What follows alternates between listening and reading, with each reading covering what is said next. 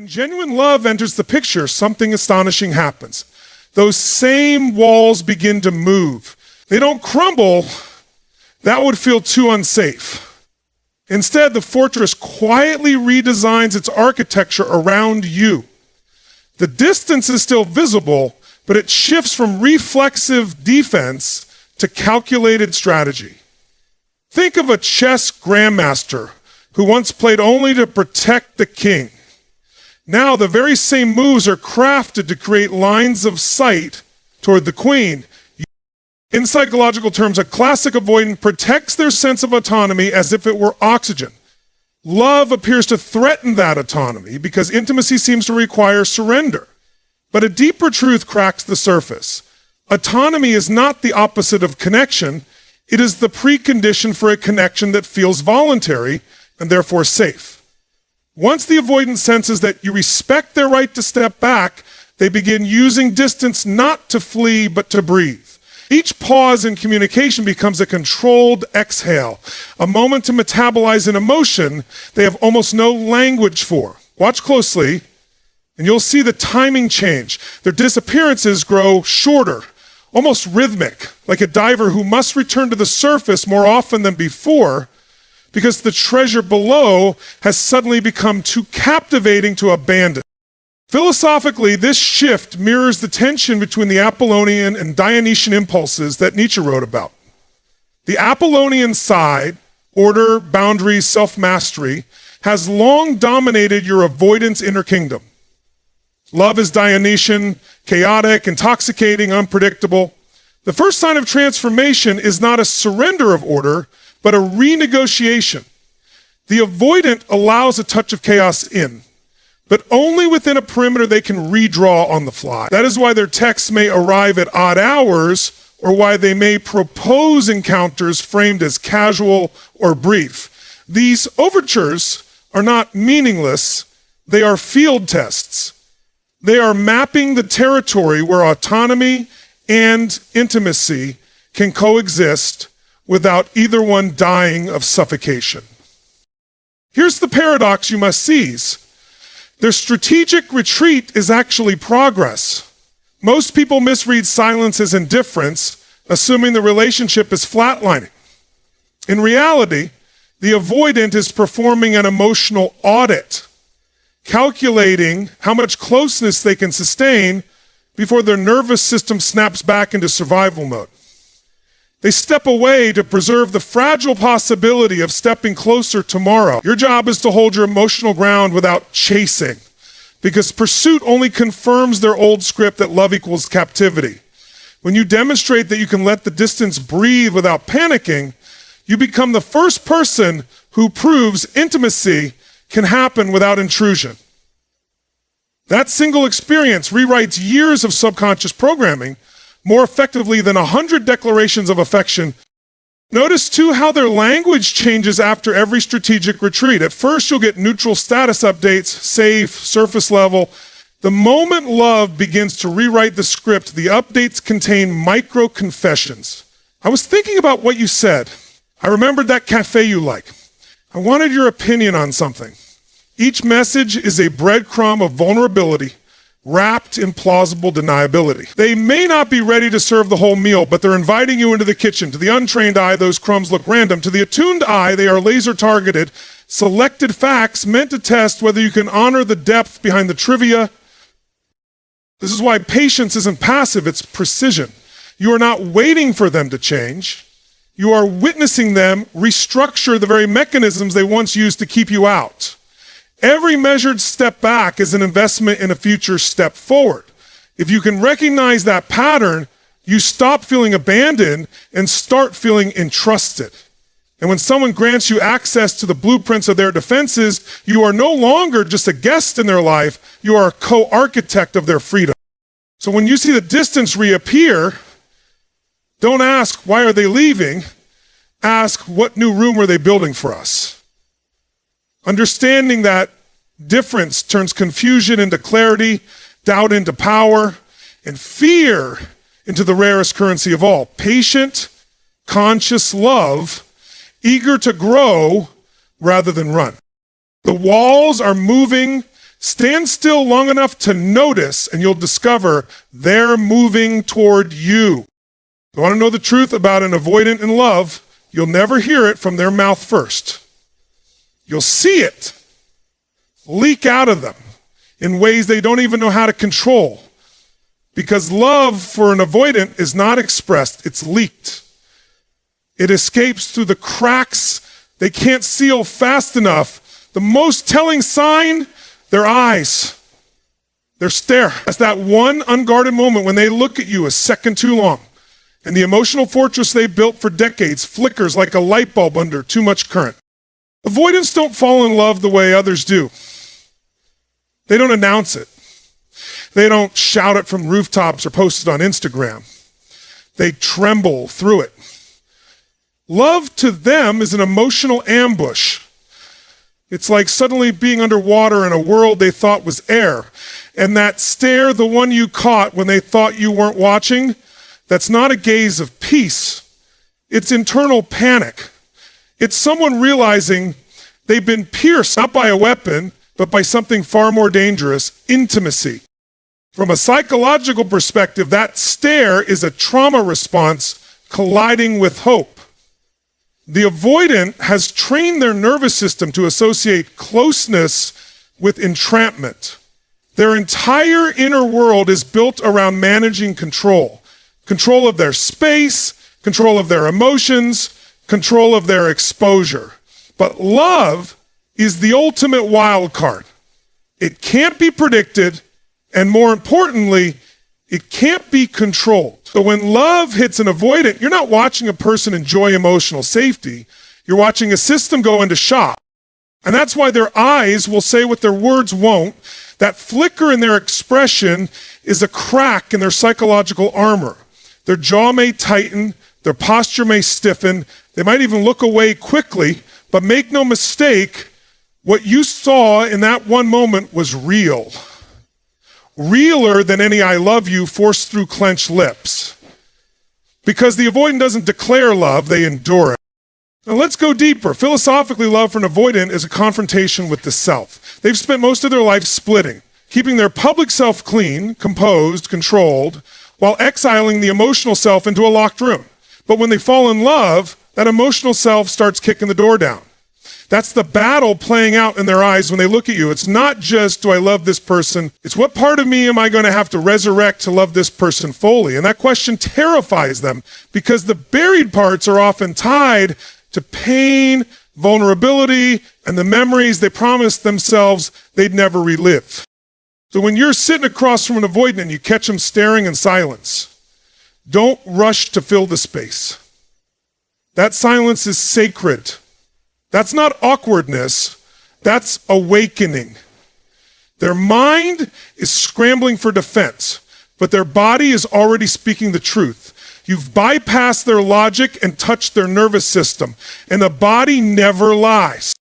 Here's where most people make the mistake. They try to decode the avoidant with logic. They wait for verbal confirmation, for consistent texting, for overt reassurance. But an avoidant in love doesn't work in sentences. They work in split seconds. Micro movements, flinches, delayed responses, lingering glances followed by self-correction. They're not playing games. They're navigating a storm of emotions they were never taught how to handle. And the real kicker, they hate that you can see it. Vulnerability is exposure. And exposure is what they've spent a lifetime avoiding. But here's the paradox. The more they try to suppress what they feel, the louder it becomes in their body language. Their silence shouts. Their detachment bleeds emotion. And their stare, it screams what their lips will never dare say. You got inside, I don't know how. I don't know what to do with it, but I feel you. So the next time you see that flicker in their eyes, don't doubt it. Don't minimize it. Recognize it for what it is. The soul of someone who has never felt safe enough to love, finally peeking out from the shadows. They won't tell you they're in love with words. They'll confess it in glances, unguarded, unplanned, undeniable. Learn to see what's being said in the silence. One of the most paradoxical and misunderstood behaviors of an avoidant in love is that they'll try to devalue you, not because they don't care, but because caring too much threatens the very identity they've spent years protecting. This is where most people get confused. You think, why is he pulling away when I've been nothing but good to him? Why does he act like I'm replaceable one day, then seem obsessed with my energy the next? The truth is, you become a mirror, and what he sees in you disrupts the image he has of himself. He doesn't think he deserves what he feels, so he fights it, and in the process, he fights you. But here's what's really happening beneath the surface. An avoidance core belief, one usually developed in early relationships, sometimes as far back as childhood, is simple but deeply rooted. Intimacy equals loss of control. So when someone starts getting close, emotionally, spiritually, energetically, they go into a primal defense mode. But when they fall in love, that defense gets more complex. It's no longer just about protecting space. It becomes about managing the contradiction. I crave this person, but if I admit that, I lose control. So I have to push them down in my mind, even if I'm elevating them in my heart. This is why you'll often experience a bizarre emotional whiplash. They'll show deep interest, curiosity, affection, then suddenly criticize you, minimize your value, or even ghost you. And yet, during their silence, they obsess. They reread messages. They check your social media without liking a thing. They remember everything you said with forensic precision. Why? Because you're not just a person to them anymore. You're a trigger for transformation. And the part of them that wants to stay the same will do whatever it can to convince their mind that you're too much, too emotional, too available, or too intense. But it's not you they're rejecting. It's the terrifying possibility that someone might see the real them and choose to stay. Let's take this deeper. Philosophically, this battle they fight is between ego and essence. The ego says, stay guarded, stay safe, stay in control. But the essence, the part of them buried under fear, knows that connection is the very thing they need to evolve. You, as the person they love, become both a threat and a key. That's why their behavior seems irrational. The ego is trying to protect the system, while the soul is screaming for release. And when those two forces collide, it looks like confusion, inconsistency, even cruelty. But underneath, it's the sound of someone breaking. What's wild is that their attempt to devalue you is actually a reverse confession. It's them saying, you've impacted me more than I can process. You've disrupted my detachment. You've made me feel something real. They think if they lower you in their mind, they can lower the risk. But the truth, the more they try to shrink you, the more space you take up in their emotional world, and that tension becomes unbearable. That's why they come back. That's why they stay connected even when they've walked away. That's why no one else feels quite like you. So here's what you need to understand. If you've been devalued by someone who also can't stop orbiting around your energy, it's not because you're not enough. It's because you've triggered something so rare, so raw, that their internal system has gone into overload.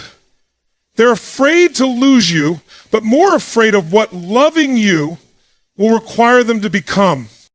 Don't let their fear become your story. Stay rooted, stay grounded in your worth, because if you can hold your frame during the storm, you don't just survive their avoidance. You force them to evolve. They push you away not because you're insignificant, but because deep down, you represent everything they thought they would never be ready for. And that is the highest compliment fear will ever pay to love. One of the most counterintuitive signals that an avoidant is falling in love with you is when they begin to include you in the smallest, most mundane parts of their daily life. Not because they suddenly want to share everything, but because their nervous system is testing a new emotional reality. Avoidants don't open the door with grand gestures. They crack it slightly, and they watch. They want to see if your presence inside their daily world feels like an invasion or a sanctuary. Now, here's where it gets psychologically fascinating. For someone with avoidant tendencies, routines are sacred. They're not just habits, they're survival systems. They're rituals, they're alone time, they're personal space. These are not casual preferences. They are control mechanisms built to keep chaos at bay. So when an avoidant starts weaving you into those sacred spaces, inviting you to run errands, sharing a random meme, asking what you ate for lunch, it's not just conversation, it's experimentation. They're learning how to coexist with closeness. They're seeing if your energy can be present without demanding, if your presence can exist without consuming. They're in their mind, love is a potential threat to their independence. So instead of rushing in, they run simulations. And that's exactly what the subtle inclusions are. These aren't filler conversations, they're micro tests. You think he asks about your morning because he's bored? No, he's slowly trying to create rhythm, a new psychological rhythm that doesn't overwhelm his internal world. He's not inviting you in all at once. He's watching how you handle the hallway before showing you the rest of the house. What's deeper here is the philosophical tension between solitude and union. Avoidants live in the illusion that they must choose between the two. That loving someone means the death of the self. So when they start inviting you into routine, it means they're experimenting with a revolutionary idea. Maybe I don't have to disappear to protect my peace.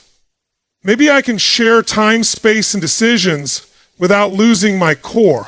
And that idea, that's terrifying for someone who's built their identity around emotional isolation.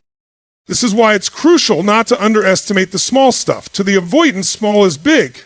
A casual update about their schedule, that's them saying, I'm letting you into the structure of my world. A quick text to say, just got back from work, that's a psychological trust fall. They're trying to build a bridge, not by throwing all their weight on it, but by pressing down gently, piece by piece, to see if it holds. And here's the part most people miss.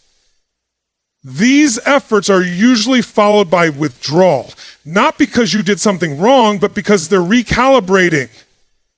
Every inch of closeness they give triggers an internal alarm. Did I give too much? Did I open the gate too wide? It's a psychological pendulum. Lean in, pull back. Lean in, pull back. This is how they regulate the unfamiliar flood of intimacy. But the fact that they're swinging at all means the emotional center of gravity is shifting toward you. So don't be fooled by the subtlety. If you're part of their day-to-day, if your opinion is starting to matter in decisions they once made alone, if they check in about things that seem minor, realize what that means. It means you're not just a romantic interest anymore. You're becoming an emotional constant in a world they swore would stay private forever. It's not the big dramatic moments that reveal an avoidance love. It's the quiet integrations, the threads they start weaving between your life and theirs when they think you won't notice. Because if they can let you into their ordinary, they're preparing to let you into the extraordinary. If they're making room for you in their routine, they're also making space for you in their future. One careful, sacred step at a time.